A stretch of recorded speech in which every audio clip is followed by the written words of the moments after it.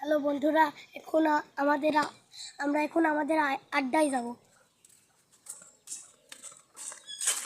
দেখি ভাই কোথায় নিয়ে যাই।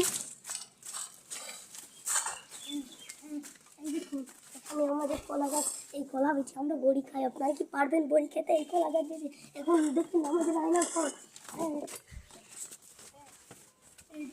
আমাদের আয়না ঘর, আয়না ঘরে আমরা খুব ছোট ছোট কোটি কোটি বড়ি লুকিয়ে রেখেছি।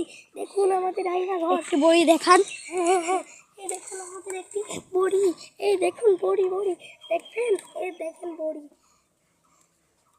দেখে দেখান। হ্যাঁ দেখুন, হ্যাঁ আপনারা কি পারবেন?